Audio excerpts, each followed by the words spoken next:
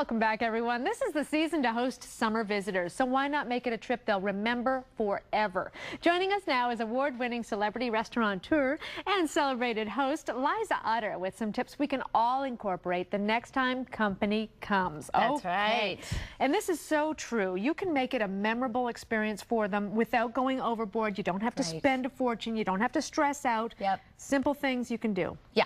Okay, so first of all, I like to make my first call to my guests way ahead of time. And I say, look, we're so excited that you're coming. Are there any allergies, food preferences that you have? Because a lot of times we go out and we shop, we don't know what they want, and we buy everything in the store. So the idea is to make your first call, make sure that you're not buying something that they don't like, that they have an allergy towards, and so that way you can have an efficient, cost-effective shopping list. Yes, right? I had a dinner party recently and had a lot of crab on the menu and realized one of our guests didn't really like crab. Oh, no, no, no. Should have made that call. Well, I do.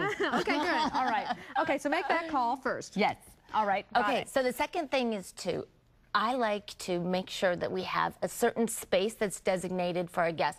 So not everybody has a guest room or spare room. True. So a lot of times we're carving out a place within our home, right? And guests don't always feel comfortable. They feel like, oh, am I imposing? I'm in their space. I'm in their space. What I like to do is make sure that we have one area, and I say to them, look, this is your space, and I carve it out nicely for them. Here's your room, or here's your bed, or here's your mat, your pillow, whatever it might be. That's good. And then that way, two things. One, the guest feels more comfortable, that they're not exploding all over your home. And the second thing, too, is that it allows the guest to be accountable, responsible for their own space. Yeah, I like the sound of that. Right? Okay, so the third thing is make sure that when you do your meals, organize them in advance. A lot of times our time is spent shopping. And then we go back to the store for breakfast and back for lunch.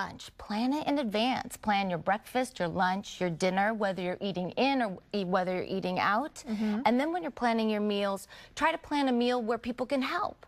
That way your guests feel like, gosh, I'm not just sitting here. Being waited on. Being waited on, Although there are some guests who really like that. Yeah, well, that's the idea. So this goes both ways. So the guest who wants to help now feels like they're being helpful. And the guest who doesn't like to help, now you're saying nicely, hey, why don't you come join the party? We have some nice linens here. Do you suggest, I know I've been to some places where you kind of have to go, may I have a towel, please? But then you go to other people's homes and they've laid it all out on the bed for you. I just think that is so Isn't that so nice? It makes it feel like you've been thought about. It wasn't a last minute thing.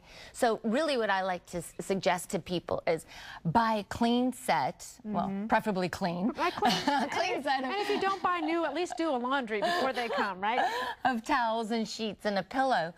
And don't use them. Keep them in your home, nice, ready to go for your guests. Make sure they're white, like the hotels do. You can bleach them. So that way you can use them again. You don't have to worry if they're brown, if they're navy. They're beautiful colors, but unfortunately they're very difficult to keep clean.